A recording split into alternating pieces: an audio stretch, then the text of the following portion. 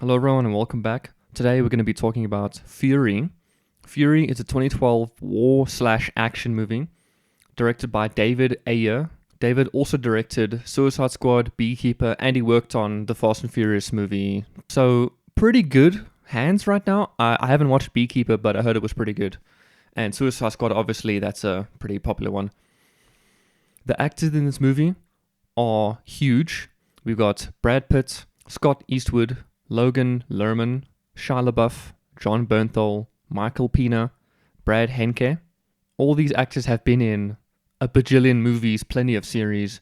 Obviously, Brad Pitt is one of the biggest actors of all time, arguably. He did Bullet Train, which I have done a review of, link in the description.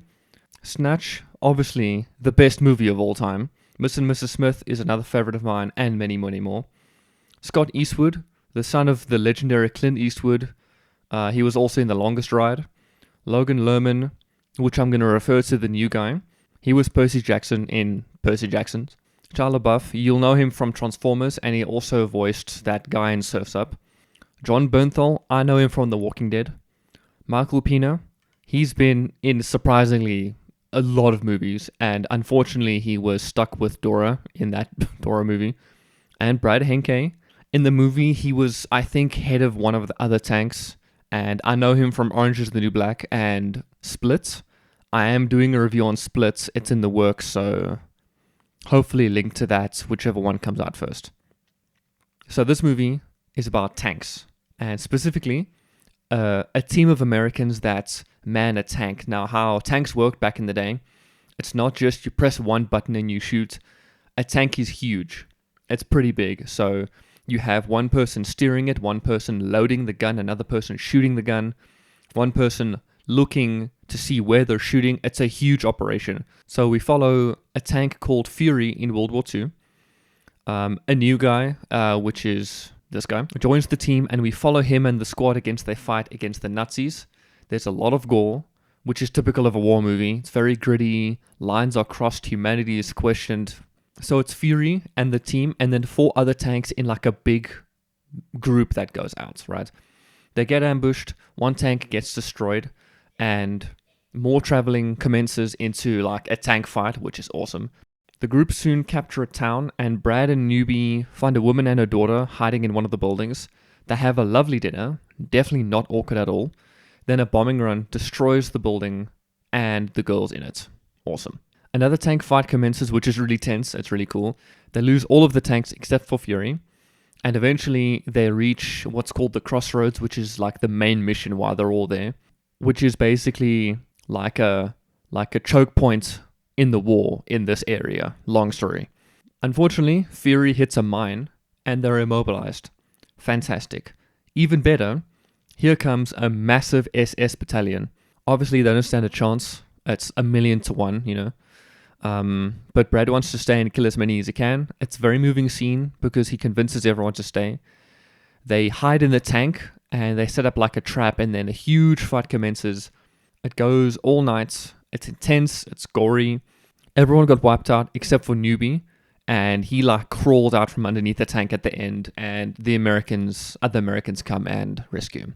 And that's that. So in the intro, they told us that in World War II, the German tanks were much better than the American tanks. Basically, it's already a lost fight. If it's tank v tank, the Germans have much better gear, basically. The whole movie follows this team, and no matter how hardworking they are, how determined they are, you're destined to fail if it's just tank v tank, right?